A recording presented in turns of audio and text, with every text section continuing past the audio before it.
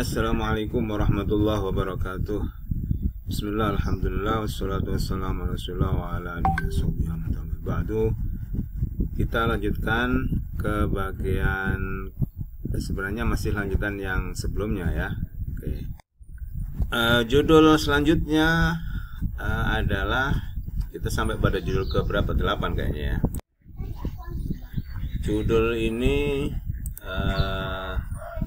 persepsi mahasiswa terhadap penggunaan chatbot AI sebagai alat bantu pembelajaran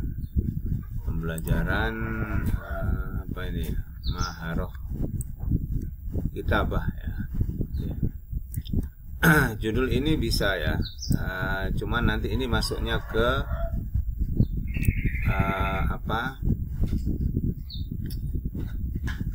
kuantitatif ya, karena nanti akan menghitung terhadap hasil angket terkait dengan persepsi gitu ya.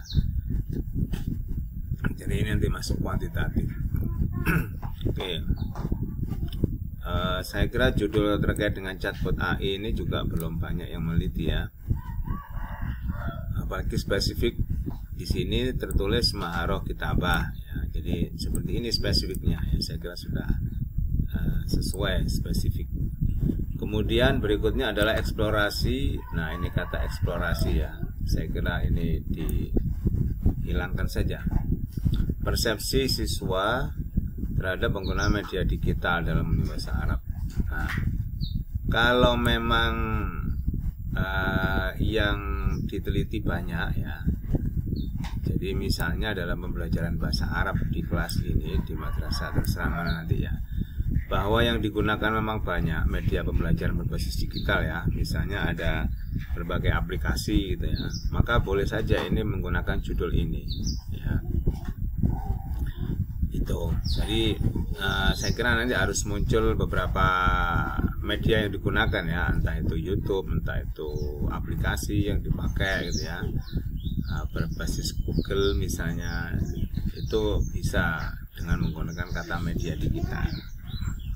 Kemudian dalam pembelajaran bahasa Arab juga ya bisa saja ya. Kenapa saya katakan bisa? Karena banyak ketika ini berbicara tentang pembelajaran bahasa Arab, itu berarti kan di situ ada pembelajaran unsur bahasa dan keterampilan. Mungkin keterampilan tertentu dia menggunakan media Google Classroom, kemudian keterampilan yang lain dia menggunakan YouTube, keterampilan yang lain dia menggunakan Google Form misalnya. Itu kan menunjukkan ya semua bahasa Arab. Ini bisa seperti ini, dimungkinkan kalau misalnya arahnya seperti ini. Ya. Jadi silakan, tapi ini masuk ke kuantitatif. Selanjutnya penerapan media ular tangga, answer of dare dalam bahasa Arab siswa kelas 7. Nah, ketika bicara spesifik seperti ini ya, media ular tangga dalam pembelajaran bahasa Arab, ini saya kira perlu dibatasi ya. Apakah ular tangga ini memang bisa digunakan di semua maharoh, di semua unsur, dan apakah memang ular tangga ini digunakan di semua pembelajaran bahasa Arab yang ada di sini, ataukah sebenarnya ular tangga ini hanya dipakai untuk pembelajaran spesifik misalnya qawaid saja. Kalau memang ular tangga itu dalam penerapannya hanya qawaid, maka ini dibatasi qawaid, pembelajaran qawaid ya. Tetapi kalau misalnya faktanya di sekolahan itu ular tangga digunakan untuk semua, baik itu keterampilan mendengar, berbicara, qiraah, kitabah, qawaid, mufradat, maka boleh saja menggunakan judul pembelajaran bahasa Arab ya. Dan harus diingat bahwa ketika spesifik seperti ini, maka ini nanti harus karena ini kualitatif ya, jadi harus mendetail, harus mendalam ya, harus mendalam karena ini kualitatif kan itu. Mendalam itu maksudnya mungkin ini harus dipastikan bahwa maksimal beneran ya hasilnya, ya hasilnya memang signifikan. tidak sekedar untuk pembelajaran aja, tapi memang menghasilkan sebuah pemahaman yang sangat membantu gitu ya. Oke, kemudian berikutnya pengalaman siswa dalam menerapkan kemampuan bahasa di luar kelas, pemanfaatan untuk mendukung. Ini judulnya terlalu panjang, bisa disingkat ya. Jadi misalnya cukup di sini aja ya. Mulai ini, pemanfaatan teknologi digital untuk atau dalam pembelajaran bahasa Arab gitu ya di Qur'anan Arabian. Kalau misalnya ini benar-benar ini harus mencakup banyak ya, banyak macam ya, tadi yang seperti di judul ini ya, media digital. Nah, ini teknologi digital. Harusnya nanti muncul di skripsi ini apa saja ya, banyak macam yang digunakan gitu. Jadi tidak hanya satu. Kalau satu ya spesifik aja, misalnya pemanfaatkan Google Form atau pemanfaatan Linktree misalnya dalam bahasa Arab nah itu bisa itu ya. Oke, kemudian berikutnya efektivitas penggunaan aplikasi Duolingo. Sekali lagi ini ya, jangan lupa efektivitas itu mengarah kepada kuantitatif ya, bukan kualitatif. Kalau misalnya ini memang dimaui kuantitatif, eksperimen, boleh ya, efektivitas penggunaan aplikasi Duolingo dalam peningkatan penguasaan kosakata, nah itu bisa. Tapi kalau misalnya ini bukan eksperimen, bukan kuantitatif, maka kata efektivitas dihilangkan ya, sehingga judulnya jadi penggunaan aplikasi Duolingo dalam pembelajaran mufradat. Nah, pastikan bahwa judul ini belum ada yang meneliti ya, itu sekali lagi ya. Jadi dalam review ini yang saya katakan ini bisa, maka itu harus dicek juga ya, studi terdahulunya, penelitian terdahulunya. Oke, kemudian selanjutnya memanfaatkan platform digital dalam pembelajaran bahasa, studi kasus pelatihan bahasa online oleh Arab Podcast dengan pengajaran penutur asli. Ya, ini berarti meneliti apa yang ada di Arabic Podcast ya. Arab Podcast itu menjadi data penelitian terkait dengan pelatihan berbicara. Nah, pelatihan berbicara ini perlu mungkin begini ya, bisa diarahkan ya pada judul ini.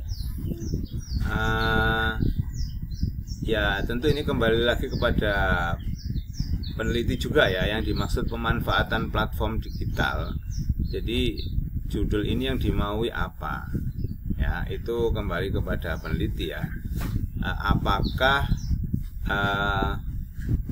misalnya yang dimaksud itu adalah karena ini berbicara ya, jadi apakah arahnya itu lebih kepada bahan ajar yang dimunculkan di situ, atau latihan gitu ya dalam materi berbicara yang ada di podcast itu gitu ya. Jadi pemanfaatannya dalam hal apa gitu. Atau kalau misalnya dibuat simpel itu bisa pembelajaran bahasa Arab online atau berbicara ya, pembelajaran keterampilan berbicara secara online, studi kasus Arab Podcast, atau gini, pembelajaran keterampilan berbicara dengan menggunakan penutur asli. Nah gitu ya, kayaknya kan ini juga menjadi satu variabel ya. Jadi pembelajaran berbicara menggunakan penutur asli, studi pada Arab Podcast. Nah itu bisa juga ya. Jadi ini sebenarnya kembali kepada, ini banyak variabel ya, kita arahkan pada platform digitalnya ataukah pada penutur aslinya ya.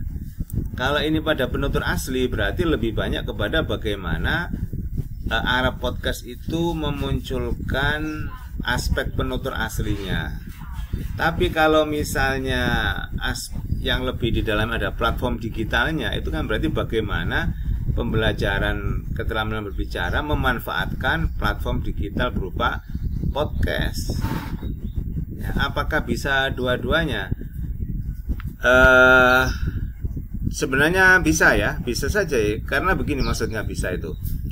Kita kalau misalnya belajar penutur asli kan tidak mungkin ya kalau tidak ketemu, harusnya akan ketemu ya. Nah, ini difasilitasi oleh podcast, platform digital. Meskipun tidak secara sinkronus ya, tidak secara langsung ya. Kan ini rekaman ya, kecuali kalau misalnya ada pola yang siaran langsung yang interaktif boleh gitu ya.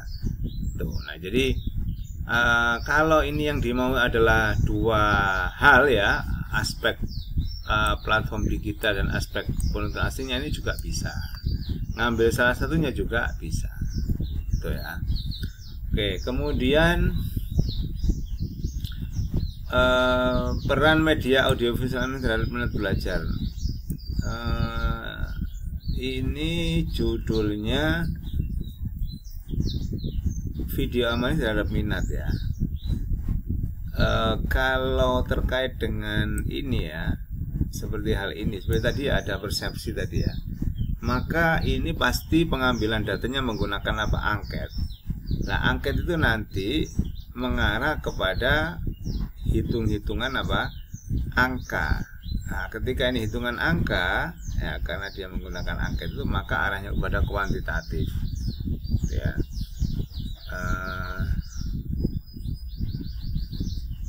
Kalau ini judul ini misalnya